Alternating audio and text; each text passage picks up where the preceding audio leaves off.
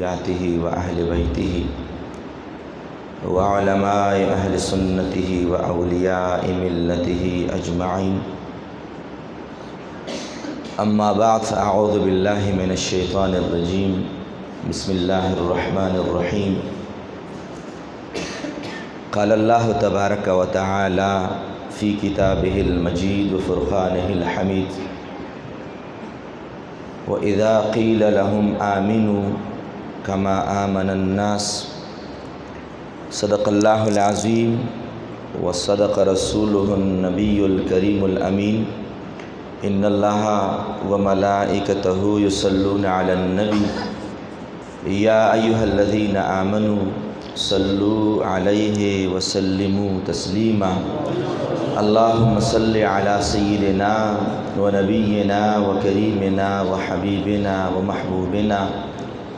ومأوانا وملجانا محمد وبارك وسلم عليه الصلاة والسلام عليك يا سيدي يا رسول الله الصلاة والسلام عليك يا سيدي يا حبيب الله الصلاة والسلام عليك يا سيدي يا إمام المتقين وعلى آلك وأصحابك يا سيدي يا مرشدي يا محبوبي ويا محبوب رب العالمين رب العزال خالق کائنات رب ذوالجلال زمون استاد بدغی جشن قرآنی کے جشن عید میلاد النبی شریف کے دا حاضری لیدل اوریدل ویل خپل عظیم بارگاہ کے قبول مقبول او منظور فرمائی سٹیج باندې تشریف فرما گن شمیر علماء کرام مشایخ اعظام مدحان مصطفیٰ علیہ الصلاۃ والسلام بالخصوص فضیلت الشیخ شیخ القرآن والحدیث جناب حضرت علامہ مولانا زیارت گل القادری صاحب زید مجدهم او په سٹیج باندې تشریف فرما فضیلت الشیخ نوجوان عالم الدین مذہبی سکالر جناب محمد حسان قادری سے او زماخی طرف تا فضیلت الشیخ جناب هارونی صاحب چې تعارف محتاج نه دی دین علاوه د ټول علماء کرامو په اجازه سره او د تاسو په عظیم بارگاہ کې حاضرې لګولو د پاره حاضری نصیب شوا الله کریم خالق کائنات زموږ استاسو همیشه د پاره د سعادتونو او د برکتونو ډکو محافلو کې حاضری او شرکت نصیب فرمایي مفتی سے محترم مونږ ډېر قدر راکو مونږ له عزت راکو د استاسو د دغه درناوي او د دغه قدر په دعا باندې د بدلې کوشش عرض کول غواړم چې الله کریم د مفتی سے محترم تا او جمله سامعین او حاضرین تا د دواړو جهانو عزتونه رحمتونه او برکتونه نصیب فرمایي سامعینو حضراتو تقریبا استاد سره خوا کې استما حسن منز نباد التم د حاضرې کوشش کول غواړو اگر چې عوارض او بنیاد باندې زلګ لیټ شوم او التما 7:30 بجې اغوی ته ټایم ورکړیو خو بهر حال اغوی ته ما میسج کړی دی د خپل عذر امید لرم چې څنګه تاسو قبول کو اغوی بم قبول کی صرف د حاضرې په نیت باندې دوه درې خبره عرض کول غواړم اگر چې شیوخ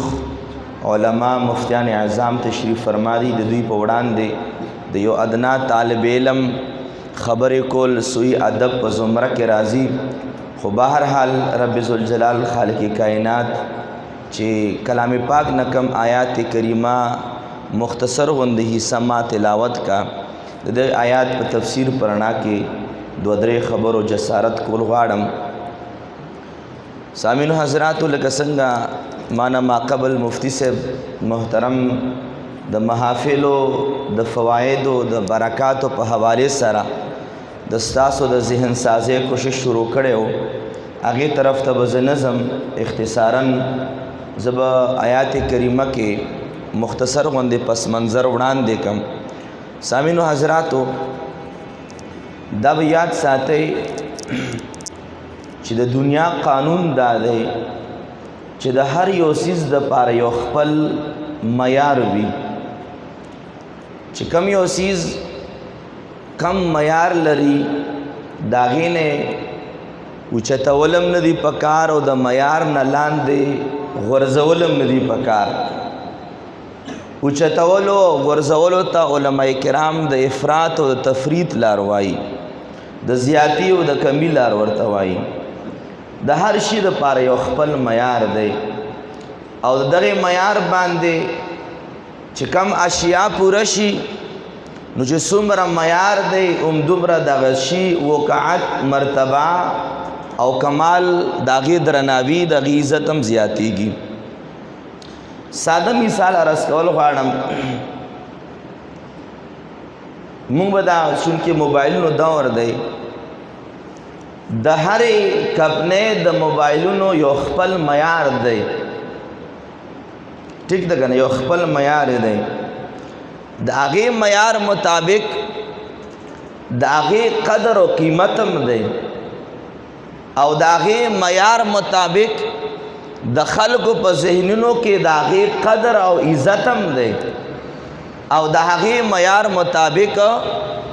خلک هغې ته په درناوي باندې ګوري هم که چېرې ما سره 11-12 موبایل په لاس کې او رانه پرېوتو زه ورپسې څومره ټوپ وهم دومره ټوپ ورپسې وهم لکه څومره د 11-12 موبایل معیار دی که چېرې ما نه آیفون پرو 6 یا پرو 13 یا 14 ما نه پرېوځي نو زه به د بچ کېدو دپاره څومره ټوپ وهم دومره ټوپ وهم چې څومره د هغې معیار دی که چېرې ما په لاس کې آیفون پرو موبایل وي او ما ته څوک راوګوري نو د ما کم سټیټس دی هغه به خامخا هغه ته معلوم شي ځکه چې ما سره د یو معیار مطابق موبایل دی زه به خپله خبره اوږدول نه غواړم ذهن کې تاسو دا خبره اچول غواړم چې دنیا کې چې څومره مادي دنیا ده د هر څیز دپاره یو خپل معیار دی ته استري راواخله او بری په لیکلي چې میډ ان چاینا بس ستا ذهن له خود به خود یو څیز رالو قیمت هم اندازه درته لګي بیا که ګرانې در باندې خرڅوي چیړ ورسره کوې ولې ځکه چې میډ ان چاینا یو خپل معیار دی هغه د ستا په ذهن کې پروت دی او کوي چې میډ ان جاپان نو همغه یو قسمه استري وي ذره برابر فرق هم پکې نه وي خو چې هلته معیار ته انسان ذهنیت لاړ شي نو خود به خود د انسان د ذهن همغسې ذهن سازي وشي لکه څنګه د یو څیز معیار دی مختصرا دا هر څیز یو ځان له معیار دی معیار نه اوچتېدل د معیار نه راکوزېدل دا د افراط او د تفرید په زمره کې راځي یاد ساتئ لکه څنګه دنیا کې قانون د معیار پروت دی دارنګ یاد ساتئ رب ذوالجلال خالق کائنات قرآن کریم کې د ایمان دپاره یو معیار ایښودی دی د ایمان دپاره یو معیار ایښودی دی که دغه ایمان په معیار کې انسان د افراط نه کار واخلي او که د تفریط نه کار واخلي د کموالی نه کار واخلي او د زیاتوالی نه کار واخلي یاد ساتئ دا ایمان په معیار باندې چې برابر نشي نه رب ته منظور دی نه محبوب د رب العالمین ته منظور دی کمی معیار د ایمان کې زیادت رالو نو بیا هم انسان گمراه دی که گمراهی ته ورسېدو او که بیا انسان په معیار د ایمان کې لاندې را پرېوتو هم دغه انسان ته تاوان ملاویږي یاد ساتئ د ایمان دپاره که په کائناتو کې د هر څیز دپاره معیار وي نو ایمان دپاره معیار شته رب کریمه تا د ایمان دپاره کم معیار مقرر کړی چې وروستو خلک د چا په شان د ایمان راوړي معیار کم او ټیک دی معیار کم او درست دی چې د هغې معیار باندې زما او د ستا زما د بابا او د دادی او زما د نیکه او زما د استاد زما د مرشد زما د مقتدی زما د قریبي دوست زما د لرې دوست زما د چم گاوند مسلمان او د امریکې کې اوسیدونکي مسلمان د ایمان د چا په شان دي شي د چا د معیار برابر شي رب کائنات قرآن کریم کې فرمایل چې معیار د ایمان چې دی دا د اصحابه کرامو ایمان دی ذکر رب ذوالجلال خالق کائنات چې کله د منافقانو تذکرہ کوي منافقانو به زمانه غټ پټ کوي والو منافقانو په صف کې اول نه ناستو منافقان به د حضور پسې شاته مسجد نبوي شریف کې جمع به کولې رب ذوالجلال هغه پټکیم رد فرمایل هغه منځونه رد فرمایل هغه سجدې رد فرمایل هغه جهادونو کې په قلت سره حاضرین رد فرمایلا هغه لګ لګ ذکرونه رد فرمایل هغه توانونه او هغه صدقې او زکاتونه رب ذوالجلال رد فرمایل ولی زکه رد فرمایل چې منافقان اگر چې په عمل کې د بل نه برابرو خو لیکن په ایمان کې د چا نه کمو د اصحابه کرامو نه کمو رب ورته فرمایي دا هر څه به هله قبلیږي واذا قیل لهم آمنوا کما آمن الناس اے مسلمانانو که ایمان راوړی اے منافقانو که ایمان راوړی تاسو به هغه خلکو په شان د ایمان راوړی چې کوم خلکو اول ایمان راوړی د دې آیات په تفسیر کې مفسرین څه فرمایي چې رب ذوالجلال د آمنون څوک ذکر کوي علما فرمایي چې د آمنون ابو بکر صدیق مراد دی آمنون عمر فاروق مراد دی آمنون عثمان غنی مراد دی آمنون حضرت علی شیر خدا مراد دی آمنون ابو ذر غفاری مراد دی آمنون حضرت ابو نعمان قتاده مراد دی آمنون ابو هريره رضی الله تعالی عنہ مراد دی د دې آمنون هغه کسان مراد دي چې هغوی به د حضور مبارک په ذات او په کمالاتو باندې جانم قربانولو مالم قربانولو سبحان الله ذکر رب ذوالجلال ارشاد فرمای ایمان براوړي خپل تصور مطابق نه د خپل عقل د فهم مطابق نه ایمان شراوړي د خپل ایمان د قالب د ایمان د صحابه کرامو ته مخامخ کې کله ستا ایمان د هغوی په شان دیو هغه الله تم قبول دی محبوب مصطفی تم قبول دی او کچره د ستا ایمان د الله د نبی د صحابه کرامو د ایمان په شان دی نو یا پکې غلو یا پکې زیادتو نو یاد ساتي دا ایمانم ٹھیک نه دی او کچره په دغه ایمان کې کمزوري وا بیا هم ټیک نه دی نه ایمان به د اصحابه کرامو په شان راوړی صحابه کرامو مبارکانو د حضور مبارک په ذات باندې د رب ذوالجلال په ذات باندې قرآن کریم باندې اسلام باندې روز محشر باندې څنګه ایمانو هغې دپاره د ګنټو وخت درکار دی خو صرف دومره به ووایم چونکې میلاد مصطفی علیه الصلاة والسلام دی د رب ذوالجلال باره کې اصحابه کرامو څنګه ایمانو سبحان الله علما ناسي د هغوی ایمانون د انسان حق حیران پادشي خو چونکې میلاد مصطفی علیه الصلاة والسلام دی صحابه کرامو د حضور مبارک په بابت کې څنګه ایمانو یاد ساتئ چې دا صحابه کرامو د ایمان اندازه تاسو ولګوئ تاسو پر رب باندې یقین وکئ چې ځان به درته بې ایمانه ښکاره شي ځان به درته کمزوره ښکاره شي خو لیکن افسوس دی په بعضې تصوراتو باندې بعضې نظریاتو باندې بعضې عقایدو باندې چې د هغوی د حضور مبارک متعلق څنګه بیکاره ایمان ساتي اصحابه کرامو ایمان څه دی محترم سامعینو حضراتو سرور دو عالم نور مجسم شفیع معظم احمد مجتبی محبوب کبریا جناب محمد الرسول اللہ صلی اللہ علیہ وعلی آلہ وصحبہ وسلم مشہور صحابی اور مسلم اول مؤمن اول سیدنا ابو بکر صدیق رضی اللہ تعالیٰ عنہ چونکہ دی ایمان آغاز داغی زینکی گی داغی پا حق لبان یو روایت دا اسباب النزول دا امام واحدی رحمہ اللہ تعالی پا حوالے سر رسکول غارم حضور مبارک چونکہ زیو خپل وجدانی جمله اکثر عرض کول غواړم شاید چې بعض اتفاق وی لا اختلاف خود هر چا یو خپل وجدانی کیفیت وی زوایم چې دا کمال که خو لګي دا سبحان الله بوای دا کمال چې مونږ ورته د کمال په نظر باندې ګورو د کمال تا کمال حل ملاو شو چې صفت تا مصطفی شو سبحان الله یعنی دا کمال پخپل کمال نو پدی کمال کے پخپل باندې درناوی نو په دغه کمال کې په خپله باندې علو او مرتبه نه وه کمال ته خلکو د کمال په نظر باندې هله وکتل چې دا کمال صفت د مصطفی شو سبحان الله سرور دو عالم صلی الله علیه وسلم کمالات خو بے انتہا دی حضور مبارک پشان کے دا ابو بکر صدیق رضی اللہ تعالی عنہ والد سے چی فتح مکے پا موقع بانے مسلمان شو دا جملہ اول نزد اوام چا توروستو ذہن کی سے خبر رانشی اگر جس ترگو بعد وروستو نابیناو مسلمان شو فتح مکے پا موقع باندے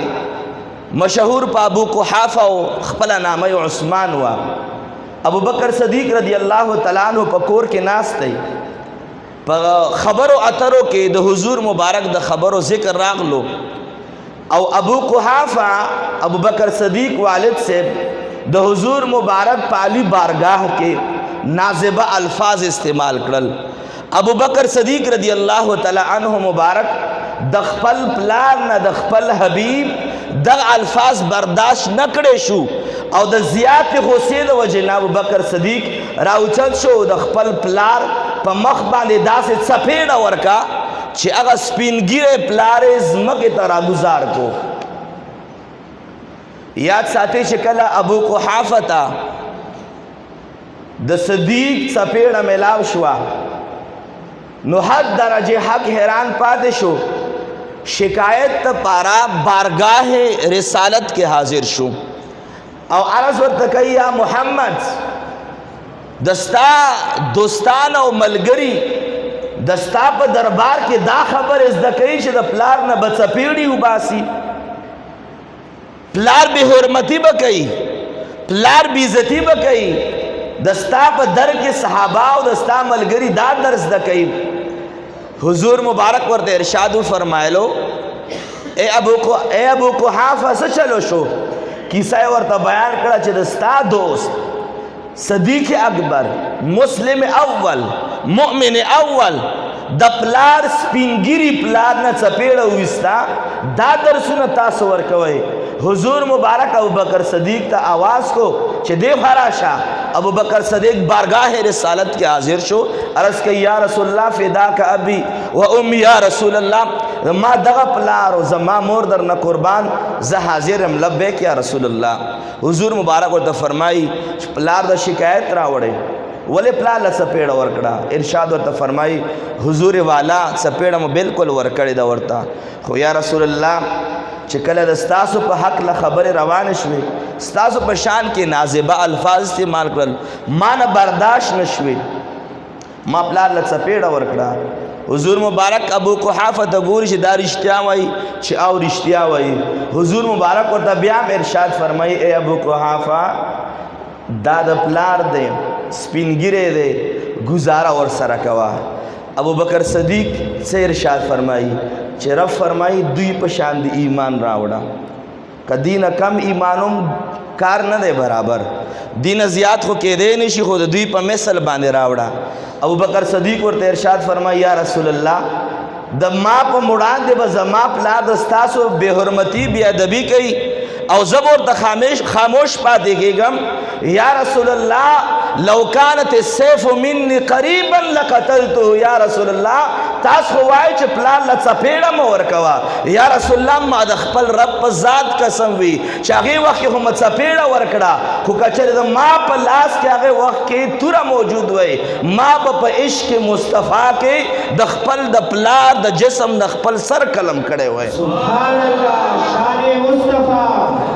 عظمت مصطفیٰ حضور مبارک تارس کے یا رسول اللہ وقی خوما سپیڑا ورکڑا ما دا خپل رب پا ذات قسم وی چھ کچری اگے وقت دا ما پا لاس کی تو روئے ما با دیتا نکا دے چھ زد چانا سر کلم کوما زب دیتا گورما چھ سر کلم کوما پا قیدت تا مصطفیٰ کے سبحان اللہ یا رسول اللہ گویا دا دغی روایت کے ابوبکر صدیق دزڑا پیغام دا ورکول غواڑی چھ پلار بم منے مور بم منے دا پلار عزتم پا بچو باندے ضروری دے د مور عقیدت هم په بچو باندې ضروری دی پلار بم منی پیر بم منی استاد بم منی شاگرد بم منی چې څوک څوک وایي هر څوک په خپلو مرتبو باندې منل پکار دی خو که پلار دی او که مور دی که استاد دی او که پیر دی که شاگرد دی او که استاد دی که امیر دی او که خواص دی دا ټول منل پکار دی خو پس ته مصطفی نه سبحان الله د هر چا خپل مرتبه په خپل ځای باندې درسته خو لیکن د هر چا خپل مرتبه ده خو پس ته مصطفی علیه السلام نه د ټولو نه اولنۍ ترجیح د ټول نه اولنۍ خبره د ټول نه اولنۍ سیګنل چې د ستا په زړه کې راځي دا به د حضور مبارک د پار راځي او اختتام به زه په دې جمله باندې او په دې حدیث مبارک باندې عرض کوم بیا به ستاسو نه زه اجازه واخلم او کټیم پوره نو دعا وکړو خجی نو حاضرینو بس صرف په دې جمله باندې تفصیل طرف ته بنظم صرف په دې جمله باندې د ستاسو نه اجازه غواړم چې یاد ساتئ دغه محافلو کې په دغه محافلو کې تاسو ته څه ملاویږي په دې محافلو کې تاسو ته معرفت مصطفی علیہ السلام ملاویږي حضور مبارک پہچان پکې ملاویږي د حضور مبارک کمالات پکې ملاویږي او اصل الاصول دا خبره چې معرفت محمدی دا د کل عباداتو لپاره اصل الاصول دا معرفت محمدی چې نوی هغه منځونه هغه سجدې هغه زکاتونه دا ټول بیکار دي هر یو چیز ته حسن ملاو دی په عقیدت مصطفی کې واخر دعوانا ان الحمد لله رب العالمین ماشاءاللہ بارک اللہ جناب ممتاز مذہبی اسکالر